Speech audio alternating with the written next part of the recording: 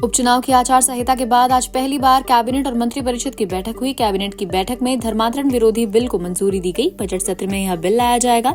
जबरन धर्मांतरण पर 10 साल तक की जेल, खुद की मर्जी से धर्म परिवर्तन पर 60 दिन पहले कलेक्टर को सूचना देनी होगी। इसके साथ ही आरएसी कांस्टेबल भर्ती में बदलाव किया जाएगा। भरतपुर और बीकानेर में विकास प्राधिकरण 9 नीतियों को भी मंजूरी दी गई है। आरएसी कांस्टेबल भर्ती के लिए पहले 10वीं पास की योग्यता थी, इसे बढ़ाकर अब 12वीं पास करने का फैसला किया गया है। मेवाड़ भील कोर में भी 12वीं पास योग्यता रहेगी। कैबिनेट ने इसके लिए कांस्टेबल भर्ती नियमों में संशोधन को मंजूरी दी है। राजस्थान पुलिस में कांस्टेबल भर्ती के लिए पहले से 12वीं पास योग्यता रही है, लेकिन आरएसी और मेवाड़ भील कोर में कांस्टेबल के लिए योग्यता 10वीं पास योग्यता थी। कैबिनेट ने भरतपुर विकास प्राधिकरण और बीकानेर विकास प्राधिकरण बनाने को कैबिनेट ने मंजूरी दी है। 7वें राज्य वित्त आयोग के गठन को मंजूरी दी। 1 अप्रैल 2025 से 31 मार्च 2030 तक रहेगा।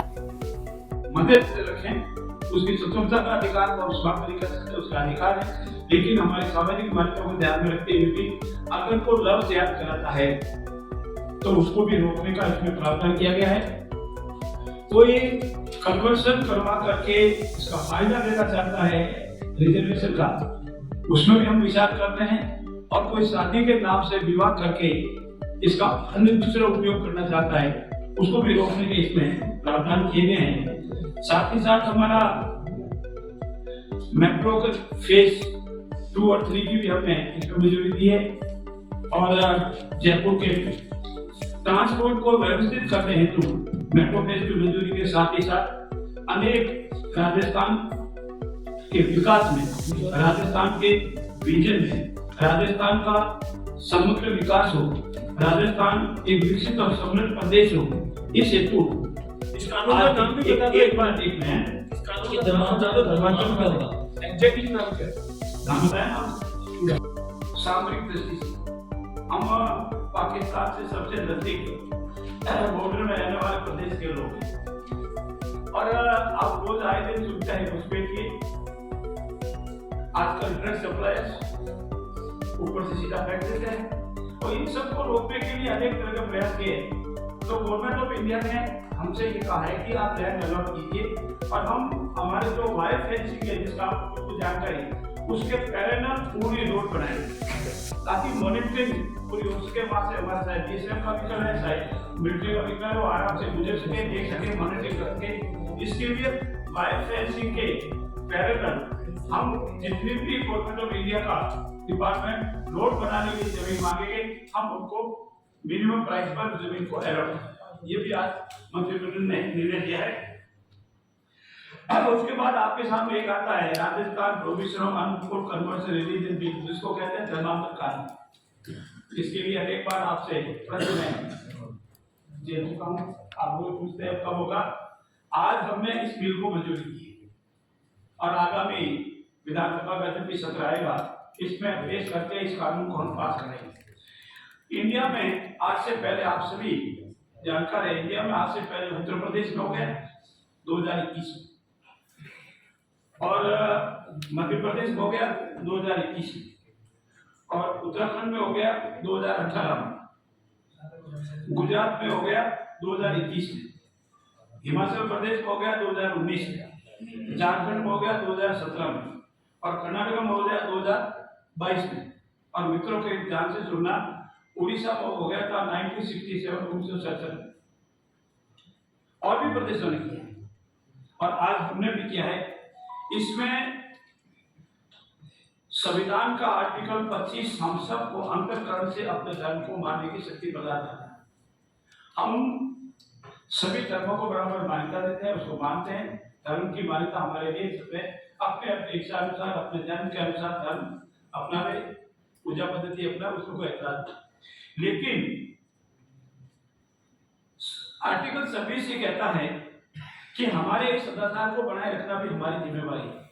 किसी को प्रलोभन देकर, आर्थिक समझदार दिखाकर, गलत तवज्जो देकर, उसकी अनपढ़ता, बदमानसता, आर्थिक कमजोरी का नाजायज फायदा उठाकर, अनेक तरह से प्रलोभन देकर, वास्तविक से अनुरोध कराकर, परिवार और अन्य लोगों या रिश्तेदारों से बिना जानकारी करवाए या प्रशासन को बिना सूचना दिए धर्म परिवर्तन करवाता है तो इसको हम जबरदस्ती धर्म परिवर्तन मानते हैं।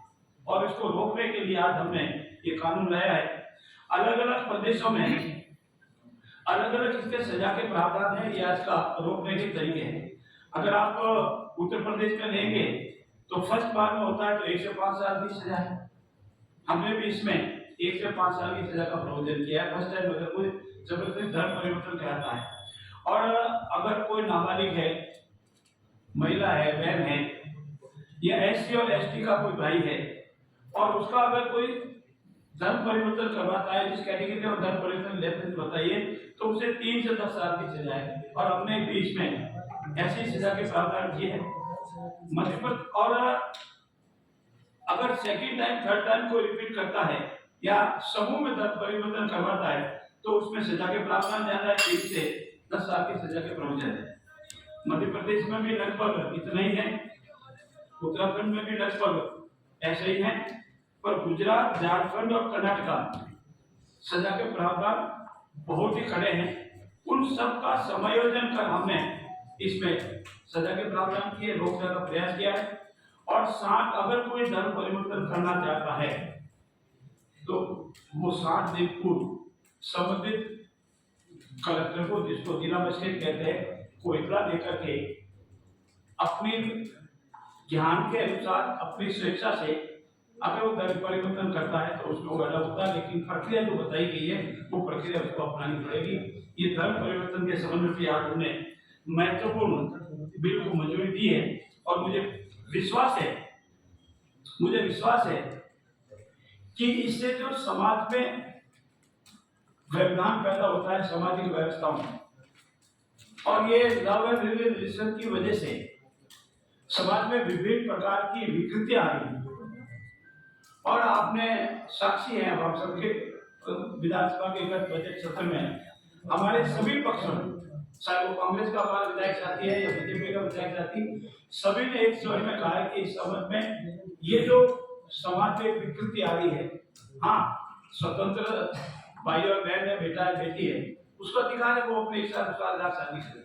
लेकिन ऐसे अनेक उदाहरण मिलते हैं कि वो किसी न किसी कारण प्रलोभन आकर के उसके कुछ समय बाद में उसको बहुत तकलीफ होती है। तो ऐसी स्थिति में हम सामाजिक मान्यताओं को, सामाजिक विकास की नई दिशा, नई दशा और विकसित प्रदेशों में गिनती होने के लिए राजस्थान प्रदेश 2025 की ओर आगे बढ़ रहा है। और इसी से निमित्त आज मंत्रिमंडलीय बैठक में इतने महत्वपूर्ण निर्णय लिए गए हैं